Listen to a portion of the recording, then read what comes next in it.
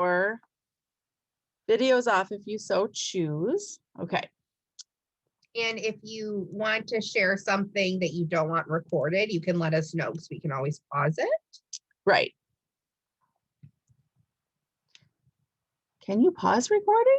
Oh, you can. Yeah. We're learning about the recording features of all these things as we go along. So bear with us. Okay, so welcome to Positive Parenting with Amy and April. Today's session is on following directions. So here's the housekeeping. So obviously, while we're speaking, it's just easier for bandwidth and the Wi-Fi if everybody is muted. Obviously, I went over the recording. Keep your camera on or off. It doesn't matter. There's only 3 of you today. So once we get to the question and answer part, you really don't have to raise your hand. That's just in there if we have more people. So there's in the chat, there's like a raise hand feature down at the bottom, or you can even type a question in the chat. And then if you could, I am going to, oops, sorry. Oh, geez. I'm hoping that I was hoping I could get this thing in the chat, but I don't think I can. Oh, I know what I can do. Hold on. I did, but you have to do it this way. So, all right. So I'm going to put this form in the chat. If you could take a second, once I can get back there. Where's the chat? It's in here, right? Yeah. And then awesome. Also. Oh, you had a hard time getting it to work. Okay, that's good to know. We might need to refresh the link for the next one and maybe put a new one on the video, the flyer that I have. Okay, so if you could take a minute. You want to get the other one too? I will. So this form, if you could just fill it out, it just kind of lets me know what your child's name is, who the teacher is, so that your teacher can actually take attendance as a contact for you guys being here. And then this, for those of you that were not with us last month, just want to take a quick second, go to this. Like I said, we're still working the kinks out. This is a little survey. And Tanisha, you were here last month, so you don't have to fill out the survey because it's like a pre-survey. And then once we're all done with all of the parenting, we're going to have a post survey. Just so we can get a good idea of like what you're bringing to the table. You have a parent up front with paperwork. Misty Fogg, you have a parent up front. And pardon any overheads. We're in the building and the kids are back. So it might be a little bit noisy. Okay. So just briefly for those of you, I left this slide in here. So from our first one, because some of you people will pop in and out and be new. So I just wanted to briefly introduce myself. My name is April. I'm a social worker here. I originally started in 2012 in Head Start, and then I moved 3 years ago to the ECS and ECP program. So that's the Birth to 5 special ed program. So I have experience here with both general ed and special ed children. And then my previous experience, I've had domestic violence experience. I used to work in foster care, and I've also done outpatient therapy. And my time in outpatient therapy actually included a small stint where I was certified as a parenting therapist. So some of the stuff that I present during these parenting sessions, I actually was certified in once upon a time. So, and then I have 2 children in high school. Actually, I have a senior who started in our ECS program here at Stottlemyre when she was 3. And I have a 9th grader this year. So, and they just went back to school for the first time face-to-face yesterday since last year. So some big changes this week. And this is Amy, my coworker. Hi, I'm Amy. So this is my first year here at Stottlemyre. I'm at Stottlemyre and the Alternative High School at Kinkham. But I've been practicing social worker for 5 or 6 years. I can never remember which one it is. So I have come from the medical field, so working at U of M and then working at multiple agencies throughout Wayne County. And I have a little one who is just over 14 months now. All right. So, okay. So here's our agenda for today.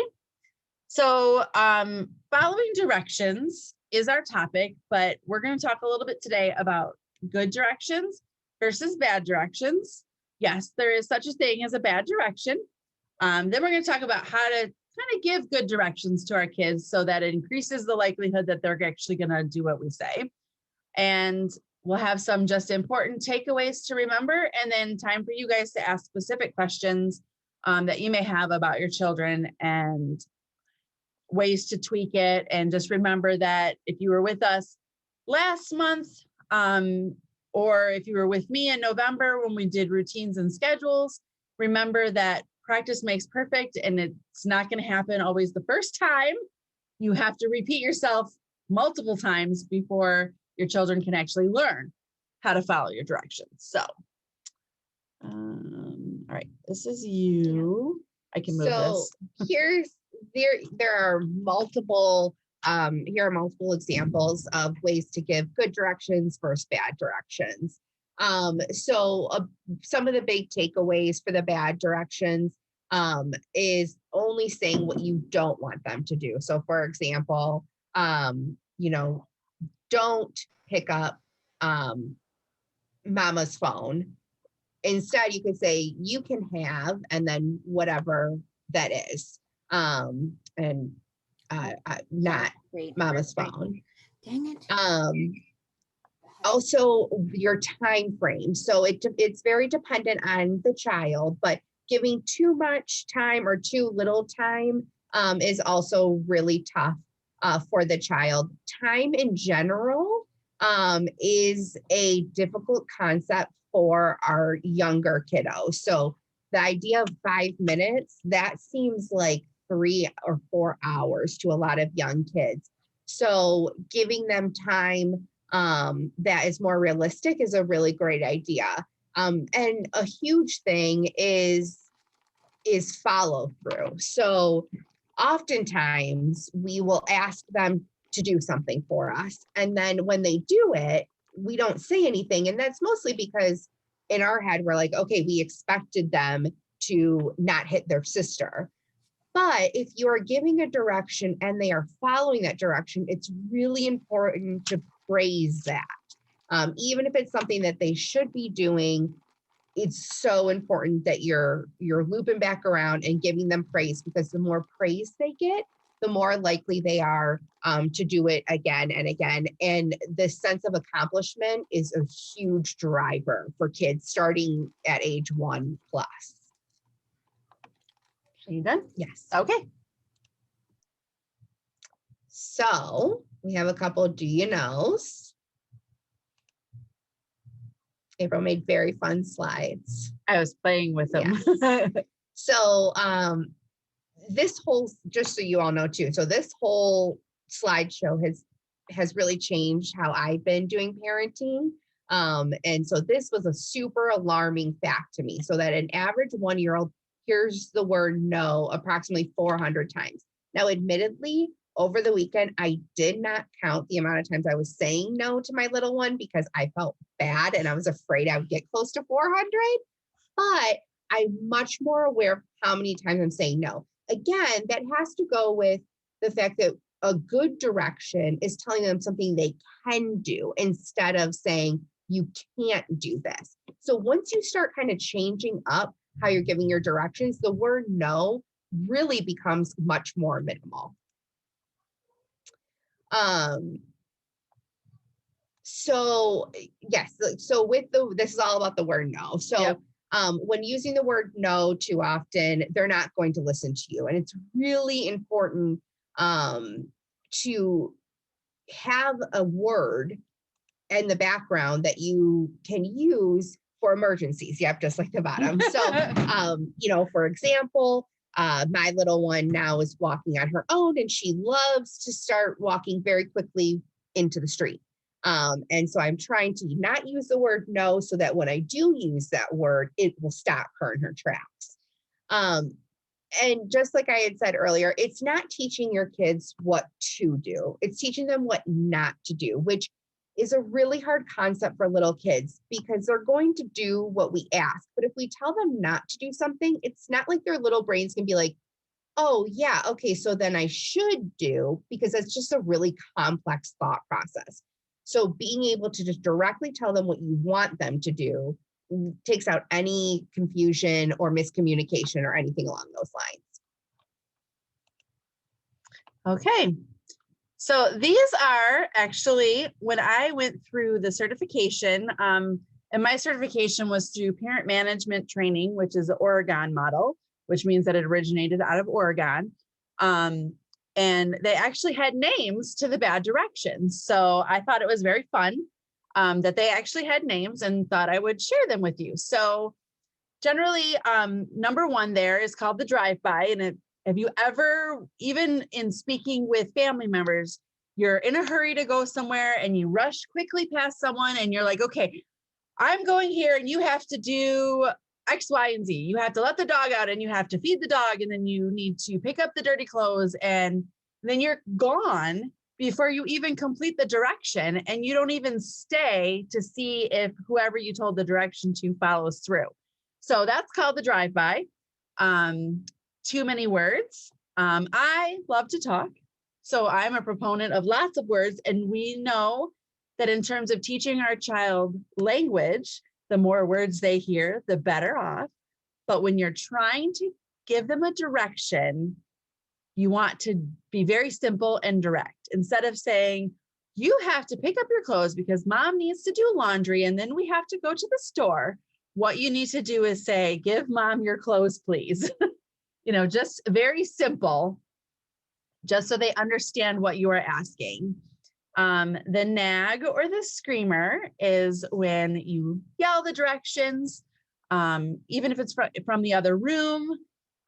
You say negative things about your child. So you're basically like, why can't you be other kids? They listen to their mom. I have teenagers. I am so guilty of that. Everybody makes mistakes. We just apologize and move on. Another thing is you never do what you're supposed to do, or just simply telling your kid they're a bad kid. There is no child that is a bad child. There are bad directions. There's not a bad child. Even negative behavior, which we will talk about at the next parenting, negative behavior, there is a reason behind it. So it doesn't mean that the kid is bad. There's a reason behind that behavior. So another bad direction is that you're unclear. You're not really naming or asking them specifically what to do. Let's not do that again. Or don't do that, or pick that up. What are you actually asking? They don't know, especially our younger kids. You've got to name it. And that's another language. You can give me the ball, and then they're learning what that object is. A question. This is a big one. Mm-hmm. When you give your direction in the form of a question, like, Amy, can you hand me that book? No. It gives them the option to say no. So do not ever, this is a big one, give them the option. There's a difference between giving them a choice and giving them a direction in the form of a question, and we will get to that. And threats. So pairing your direction with a punishment or consequence, especially when you won't end up following through on. If any of you have older children, so if your child is older and you want them to clean up your room, how many times have you said, if you don't clean up your room, I'm going to throw all your toys away? That's not something that you're actually probably going to follow through on. I do know some people that would, but toys cost a lot of money. So why would you do that? So it's just better not to, when you just give the direction, give them the direction. And then if they don't follow through, you follow up with a consequence, but don't make that threat when you're giving them direction. And then we already talked about saying no, but it's in there as a bad direction. So giving them stop commands, unless it's an emergency situation, you don't want to do that. So it's a lot of information. The next slide is a lot of information too, but bear with me. So this is my favorite, the features of a good direction. It looks like a lot, but it's really not once you get it down. So first and foremost, you need to get your child's attention. So you need to give them your attention, and you need to make sure that they're paying attention to you. Sometimes this is difficult, especially if you have a child. A lot of our children, my daughter was the same way when she was 3. She had some developmental delays, and so it wasn't as easy sometimes to get her direction. So I had to make sure that I got down on her level. I said her name. I made sure she was looking at me. Sometimes our kiddos don't make great eye contact, but if you know your child the best, so if you kind of know when they're paying attention to you, it's going to look differently for each child. So sometimes a touch, just to make sure that that child is with you. Some children can't handle being touched. Some children can actually give that verbal response back. My son was able to say, when I would say his name, he would say, "Yes, mommy," and then I knew I had his attention. So everybody is different. You know your child best, so you know when you have their attention. And with the little ones, just so I can jump in real quick. Yes, absolutely. Doing like a, not just talking, because a lot of times they're so fixated on other things. So doing some type noise. So like for me, it feels a little odd, but if I snap my fingers and I say her name over and over, but then I really just am snapping my fingers more, it seems terrible. So I'm like, I shouldn't be snapping she's not a dog, but that's the same. Every time I snap my fingers like twice, she looks right over and sees what I'm doing and sees what's going on. So I kind of give a different noise or a different sound than what's going on around her. Yep, something unusual. And that's something that you can phase out. Yes. Once she gets older. So you won't have to do some of this stuff forever. I have teenagers, and now I can actually, when they're upstairs, I still don't give them directions when they're upstairs, because that would be, what we would consider a long distance, which is not one I put on there, but I will call their name, and they know when I call their name, they know to come downstairs. So you'll be able to adjust these things as your child grows. So, and we talked about the question thing. Just simply make a statement. Don't give them the question. Don't give them the option to say no. They may still refuse to follow your direction, but don't give them that out. You need to say what to do. Pick up your shoes, please. Instead of, and you might need to limit it, especially with our younger children. You don't want to say, clean up your room. What does that really mean? You want to say, pick up your clothes, one thing at a time. Clear, short, and simple. So a few words that are easy to understand, easy for your child to understand. And if they don't understand it, you might need to show them what it means. Pay attention to the timing. When your kids are little and you're with them all the time, you kind of know when the timing is. When your kids get older, you need to pick reasonable times. How many times when you are watching your TV show, if your child comes to ask you to do something, do you get irritated because you want to finish your show? So if they're doing something like doing homework, watching a TV show that you approve, or doing a chore, playing a game, depending on the age, you don't want to take that time to do something else. You can say, when you're done cleaning your room, or when you're done doing this chore, come see me, and then follow up with them. And then you give them the next direction. Stay calm. It is very important, no matter how you feel inside, to stay calm. And parents, it's okay to give yourself a timeout. If you notice you're getting frustrated, just say, I'll be back, walk away, and then come back when you're calm. Because your kids feed off of your emotions.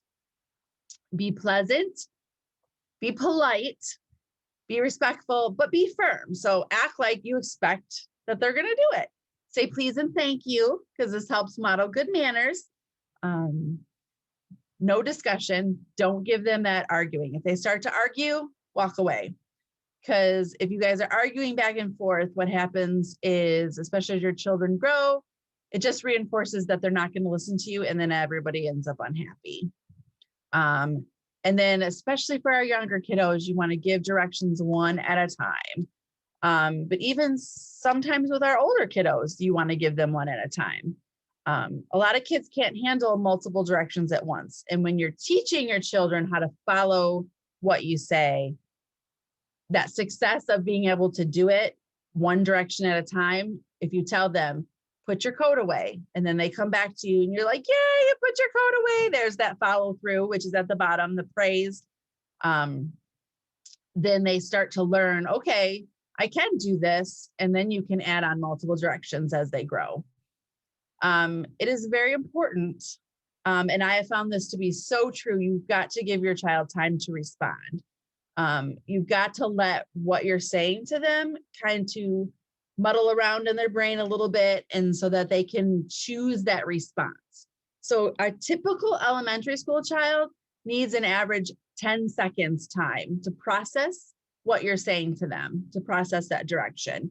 My son was a typical child. Like, my daughter needed a little bit more time, but even then 10 seconds was too short for my son. He needed a good 12 to 15 seconds for him to be like, oh, my mom's telling me to do something. Okay, I'm going to go do it. So when you add those things like speech delays or other concerns or ADHD, you've got to give them more time. And younger children need more time to process your words.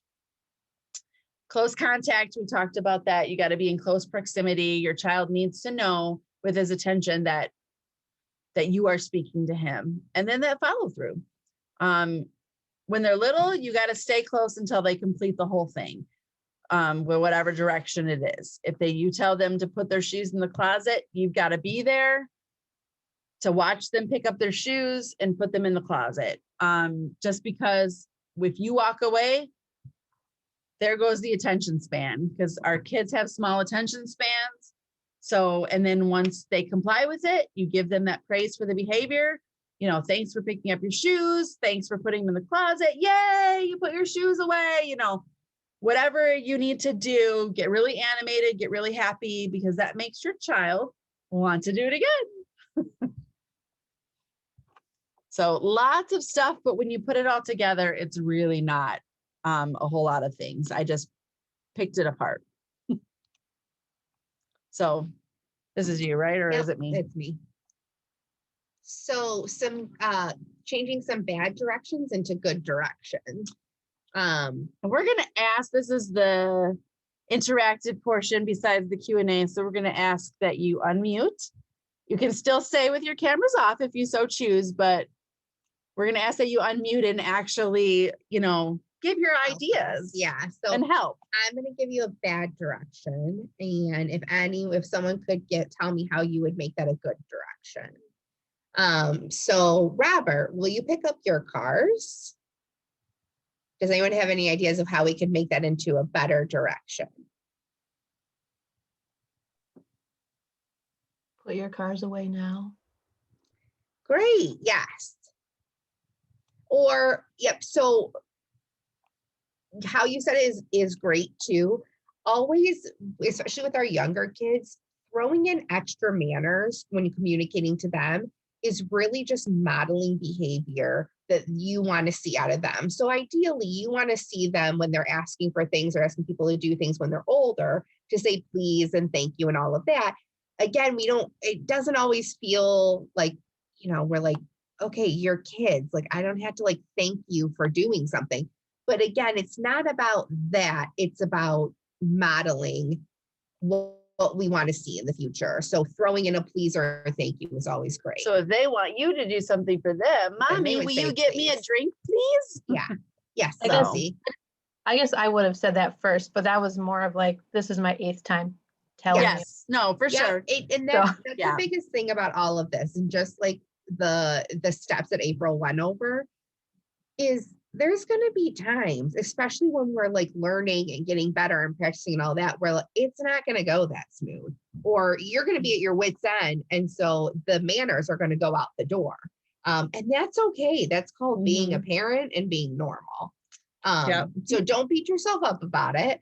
If you're not saying please and thank you or anything like that, you just know that like, okay, this is something I could improve on, given a different situation. Right. And if it's the 8th time that you said it and you said please at the beginning, then Yes. you did Then model that behavior. So you did your part. right. Okay. Let's see another one. Next one. Oh. So we are yelling and we're saying, Susie, why are you such a bad girl? I told you to put your shoes on. What's a way we can make this a little bit better? Susie, can you put your shoes on, please? Great. Yes.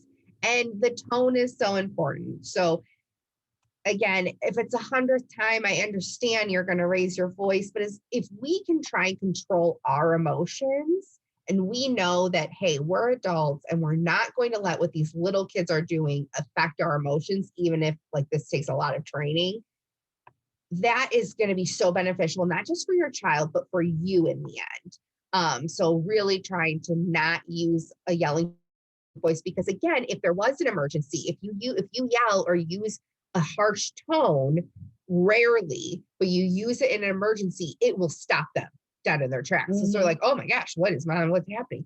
But if they're so used to hearing yelling or harsh tones, if they're about to, God forbid, run into a street and you yell no, that's going to go right out their ears. Hurry, mom is running late for work and we need to get our coats on because I have to take you to daycare and stop at the store. What are ways we could improve this? Well, you got to break it up because it's so much together. So I guess you can say mommy is running late for work. Let's put on our coats. Then once he puts on our coats, then I say, okay, I have to take you to daycare. Let's get in the car. Then once we get in the car, I say, okay, we gotta go to the store. Something you gotta break it up because it's multiple. Yes. Perfect. Yep.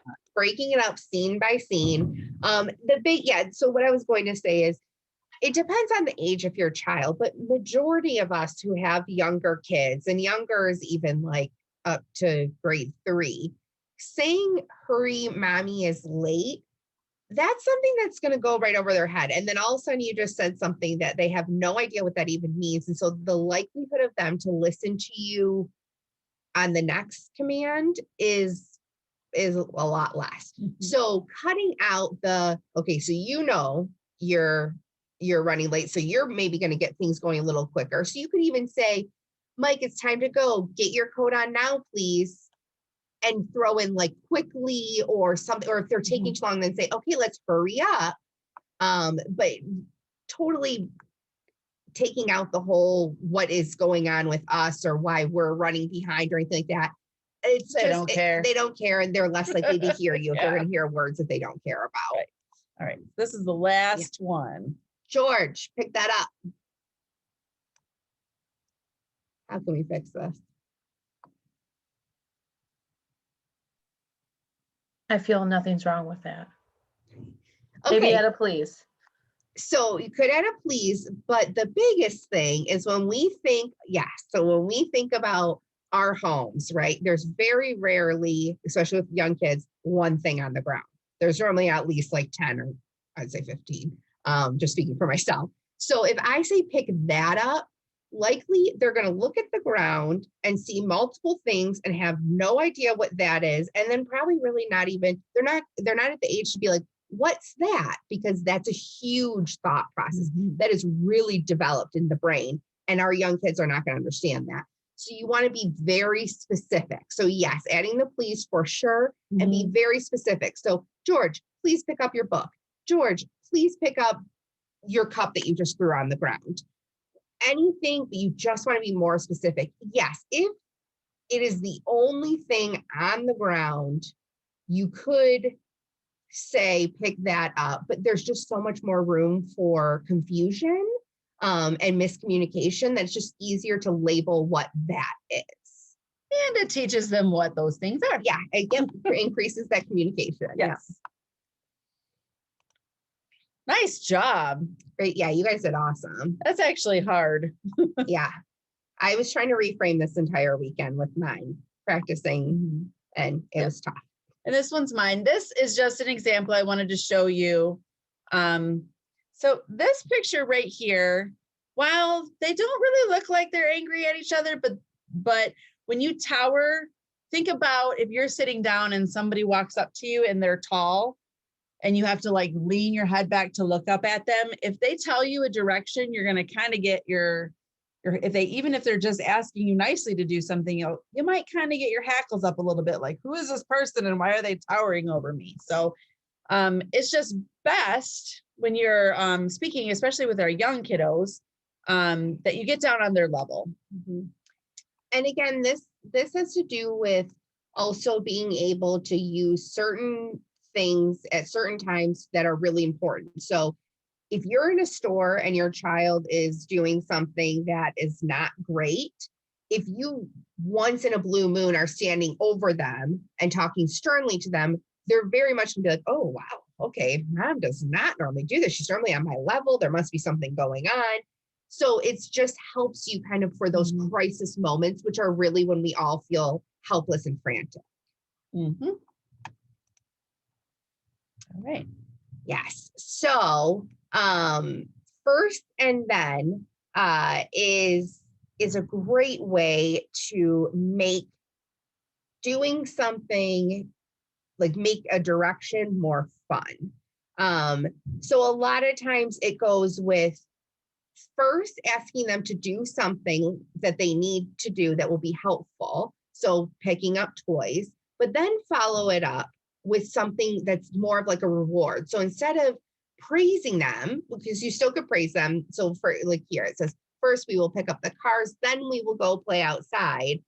You could praise them after they pick up the cards, or when they're done picking up the cars, you're like, great, good job. Now we have the reward and we're gonna go play outside. It's just another way of having a reward. This is not going to always happen. There's not always going to be an exciting then to do, but it could be pick up your toys and then we're going to bed, and that's not exciting. So then you could leave out the then, but it's good to throw it in, and it changes things up, and it starts to really teach them the concept of first and then, which is a big concept for kids to grasp. Now, young kids, so like my 14-month-old, I'd say even like below 3, this is a really tough concept to grasp. But if you start modeling it when they're younger, then they'll really understand it. And it gives them also the ability not to negotiate, but to have a voice and have a bit of a say. If you ask them to do something, then when they start to have more communication, they may say, oh, mom, then can we watch one show? So it kind of gives you guys much more of a what word am I looking for? Like soft relationship, like a good relationship that your children are also communicating with you. And then, yes, you can also have these, especially with the younger kids, you can have an if-then little setup. So you can have multiple little pictures that are laminated or not laminated. And so you put them up. So you'll ask, like, you'll say, first, you're going to put your toys away. Then we're going to play with bubbles. And then there's a reminder right there for them. So if you're mostly doing if-thens when you're in the playroom, then I would have a little thing in the playroom. Yes, sorry. I see we have a raised hand. Hi, my son is about 2.5 years. I give him a command like pick up your toys, and he starts picking up 1 or 2 toys. He really enjoy vacuum cleaner. I even had one in his schedule, like vacuuming together. I told him that if you pick up your toys, we will vacuum.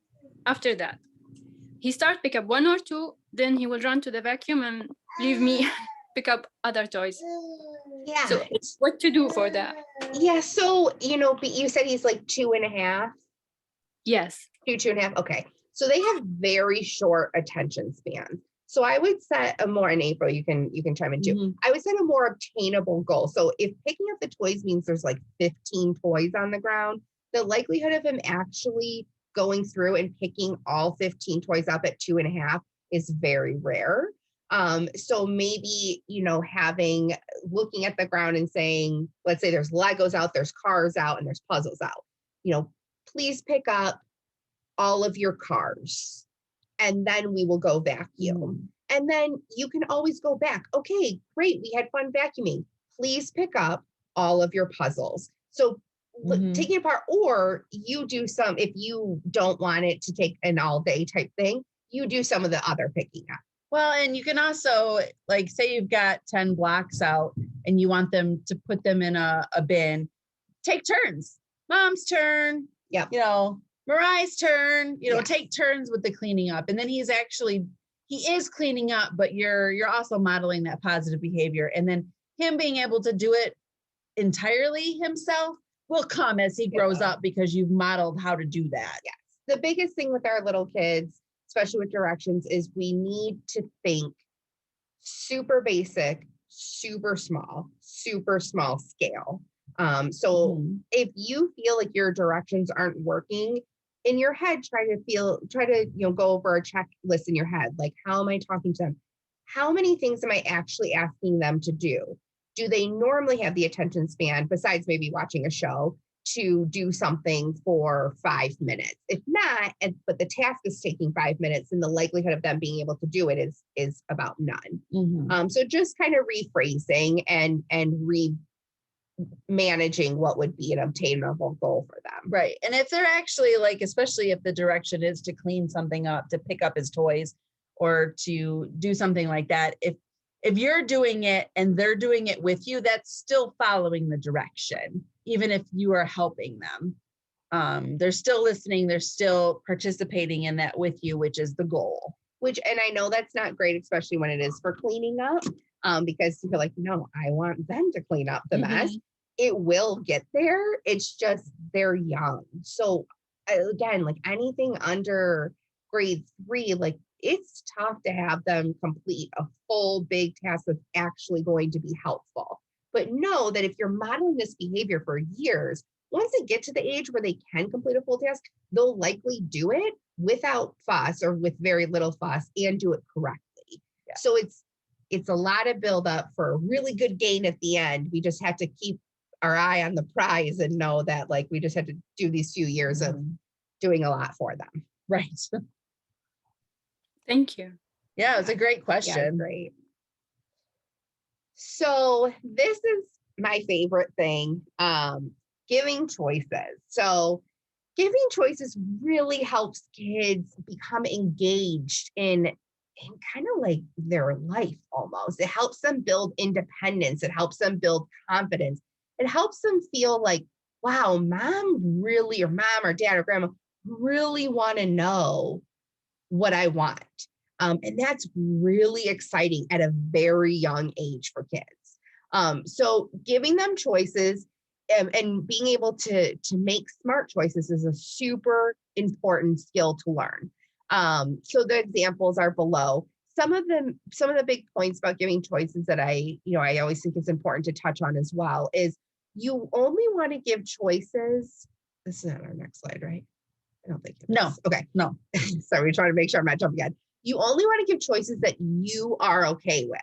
So giving choices saying, go pick out whatever you want in your closet to wear, that's not really a choice. It may lead to a bathing suit in 0-degree weather. Exactly. If you are fine with everything in that closet for them to wear, then by all means do that. But if your closets are like my closets, that is not how it works. So I will always take out 2 things and say, do you want this or do you want this?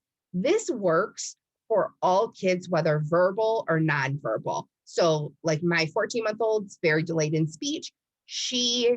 I put out choices in front of her. She can't tell me I want this one or this one, but it gives her the opportunity to reach her hand out and grab which one she wants, which is so empowering to her. And she gets very excited. And I honor whatever it is that she picks, because I'm making sure that I'm not giving her anything that I don't want. So I'm not going to give her a mismatched outfit, or maybe I will, but I'll try not to give her a mismatched outfit and let her pick which of the 2 outfits. We do this a lot with shoes. Mine loves shoes. So I'm always letting her pick out which shoes. And it's very fun. And then what else is fun is if you're in a store and you have this, so even in like a Dollar Tree, so everything's $1, giving them a choice in the store. Let's say you've had a really good week together, or they've been really helpful.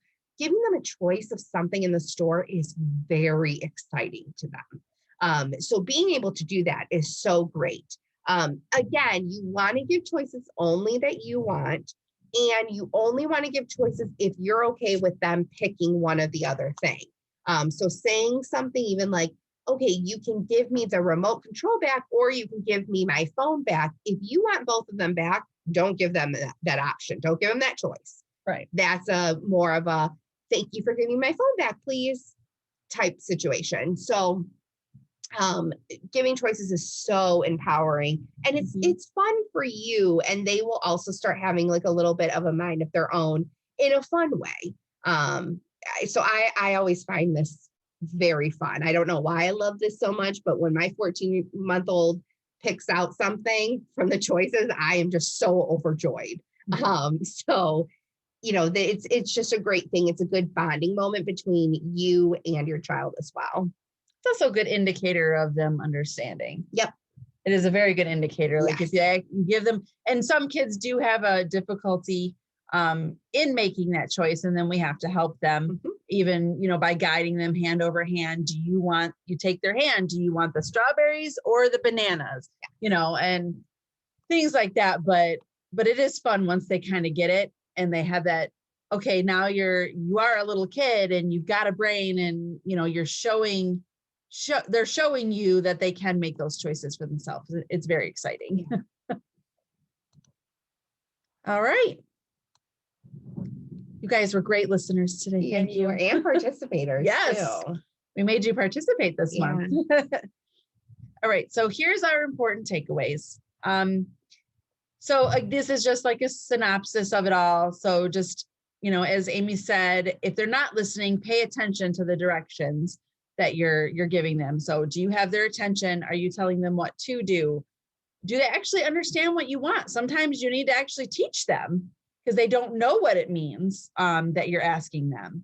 Are you being positive but firm? And then are you in close contact to ensure success, to have that follow through? Are you telling them no all the time? And a little bit of also, kind of side with the no. If you use the words like stop or freeze for emergencies, there's some great videos of songs on YouTube. We actually, some of you might be familiar with them because we use them in our toddler groups. The freeze song, and also stop and go is a song that you can find on YouTube. And, to teach them what stop and freeze means, those are fun things, games you can play with them so that when you do say the word stop, they know what it means. So, and then don't forget you have those options like first and then, and giving choices at your disposal to throw in with, the times that you're telling them things to do. And I can't emphasize enough, especially since I am in the thick of it with a lot of you.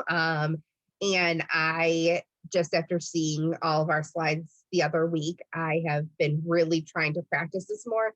It takes time. Be patient with yourselves. Be patient with your children as well, but you're not going to have a perfect day. I've been doing this now for 2 weeks where I'm like constantly like, am I saying the right thing? Am I saying no too much? Am I giving choices? Am I giving proper directions? And it's still taking me, I'm at 2 weeks. I'm like, okay, I didn't do that correctly. Give yourself time, give yourself patience, be kind to yourself. You're working on this, and it just is going to take a little bit because us as adults, we're not used to we don't praise other adults when they do something they should do. And we're not, we don't have to be careful about the directions we give to other adults because they're adults and they should be able to handle a straightforward direction or multiple directions. We just have to kind of reframe and retrain our brain into how to work with the little ones to make them successful, which will make your life easier. And it does make your life easier. Yes. But I don't want to bum you out. I'm not going to, but as a mom of an 18-year-old and a 14-year-old that just started driver's ed this week, heaven help me, you're going to make mistakes. when they're teenagers, you're gonna make mistakes Yep. and they're gonna make mistakes, and just be forgiving of those mistakes Yep. and you'll get through it. All right. Any other questions? You don't have to raise your hand. There's only a few of you. You can unmute yourself and just ask your question. I had a comment in regards to what one of the other parents said about their kid, like doing picking up a little bit and then stopping and doing whatever. My daughter is big and about the same age, about 2.5. She's big and like, no, me watch you do it. I'm like, no, no, we do it together. She's like, no, me Yeah. watch you do it. Or she'll have, or her little brother do it. She's like, watch Lincoln do it. I'm like, no, we can all do it together. Yeah. And Really Lindsay, hard that's for me to not fantastic. be like, just do it. Yes. So what you're doing is fantastic. That is very common, like around between like 2.5 to about 4. The whole, no, I watch you do it, or no, you do it, is very common. A lot of times they do that, one, because they don't want to, but really a lot of times it's because they don't fully feel confident doing it themselves. So your reaction is perfect. No, we're going to do this together is Mhm. great, because you're teaching her over and over and over how to do it. And yeah, you make it to a point where you're like, okay, she totally knows how to do it. But she may feel like she has a little special time with mom, especially if you have multiple children at home. So your reaction is great. It will get better because all of a sudden she's going to want to be so independent and does Mhm. everything by herself. And she definitely won't want her brother helping at that point. But right now, that reaction is perfect, and continue to do things with her. Mhm. Any other questions or comments? I had one. So my son is 2 as well, but not 2.5. And I think my question is more so about the being firm. Mhm. Just because I'm not a yeller. Good. Just naturally, I'm just not a yeller. So when I try to get him to do something or his attention, just because of my tone and I have a softer voice, he kind of like, oh, whatever, and I'm gonna do Yeah. what I want to do. So, what suggestions do you have as far as making sure that tone, that firm, that you're really, really firm to get them to do what you want them to do? Okay, so I have a question for you. How do you get your husband and I know what you do for a living, Tanisha. So, because you and I have had more contact with each other. So how do you get your husband to do something you want, or how do you get your coworkers to do something you want? Do you yell at them? No, I do not. Are you But a I'm little bit more assertive. assertive and firm with Yes. them? Yes, I am. Okay, so it's kind of like the teachers having their teacher voice. Yeah. Yes. So, or your professional voice. So, being firm with your child is not yelling, because that's totally different. And so it's just about like putting that kind of oomph behind your voice, instead of, mommy would like you to pick something up, please, or Christian. And there's a time and a place.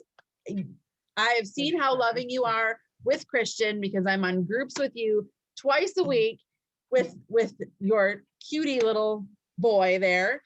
I have seen how loving you are, but those days when you're in act and you're like, Trey on, that's you being firm. And I've seen you do it. Okay. You just need to do it more, Tanisha. Yes. And Tanisha, I'll say I also struggle with this too, because I'm not an overly firm person. I don't yell when I get mad. Like it's tough for me, but I'm noticing with a pretty headstrong little girl that I have to change something up. So in regards to getting her attention, it's when I use the snapping, because yes, my voice, she's like, okay, yeah, whatever, mom. Even if I try to get firm, sometimes she's like, no, whatever. But if I snap, she turns around. I've noticed though is facial expressions. So some of our kids have a really hard time interpreting facial expressions. But what they do notice is a change. So Tanisha, if you're like me, where you're smiling a lot, because I smile a lot. When She really does. I do. It's obnoxious how much I smile. It is. But when I stop smiling and stare at her and then give her a direction, and I normally still throw in like a please or thank you. I have noticed over the past 2 weeks that is a very quick, where she's, you can just tell in her face, she's like, something is different here. Mom is serious. Mom is serious. Uh-huh. So my tone doesn't really change. Maybe it gets a little more firm, but I don't think it gets firm enough. But my facial expression changes. And I've really now zoned in on that. So I am really conscious of my facial expressions with her now. Oh, and I know with your specific example, Tanisha, that Christian, he has that sometimes where he doesn't make that contact with your face. He doesn't notice the differences, but I see when I've seen you in group, and you can take this, outside of group, but when I see you actually get down there with him, you may have your hands on his hands, you're right down at his level, that he actually responds more to you and your husband than if you were standing up or doing X or doing Y. You don't think you're being firm, but in those instances where I've seen you, you're being firm. With him, specifically with Christian, I know, and it's this case, every kid is different, but it's this case with a lot of other children. But specifically with him, you've got to be right down there at his level, and you've got to literally, you may feel like with some kids, you've got to get close. You've got to get in their personal space. Some kids can't handle that. But, just like some adults can't handle, some adults couldn't even handle how close Amy and I are sitting together. And everybody's different, but you know him best. You know your children best. You know when you can get into their space. You know when you have to step back. So part of being firm is not just tone of voice. It's the way you hold your body. It's the way, like as Amy said, facial expressions. So, with him, you got to get right in there, do that contact. Yeah. So he's right with you because he likes to move. And what I'd recommend is if you struggle with being firm, or if your child struggles with paying attention to you being firm, which normally means we need to be more firm, is once you find out what that is. So for me, it's the facial expressions. Tanisha, for you, it might be getting down to his level and having your hands on his arms or his hands, is to really be conscious of that and only use it in cases that you really need to use it. So don't always be doing that. I'm very now conscious of my face when I'm around my daughter, because when I take my smile down, I want her to know this is a big deal.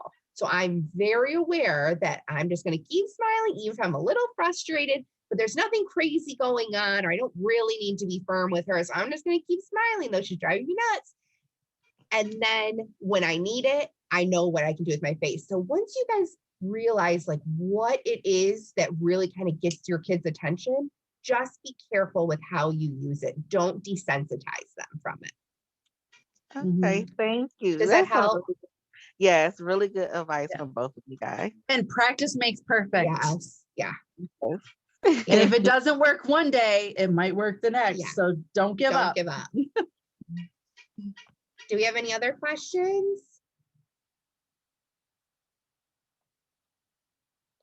You all have asked some amazing questions and really participated. Yeah, you've been which awesome. It makes You're it a great way more group fun today. for us. Yeah. So we thank you so much. We are doing 2 in March because we bumped our February one. Yeah. So our next one's going to be March 16th, again at 1 p.m. It's going to be redirection and behavior change. So basically it's what happens when they don't listen and you need to follow through with that. Yes. And it's like we could say like rules and punishment, but again, we're trying to really reframe what could be more negative statements to a more positive statement. So direction and behavior change is much better hearing than punishment. Like I'm going to give you a punishment. We want to stray from that. So we hope to see you in 2 weeks. We had a great time with all you.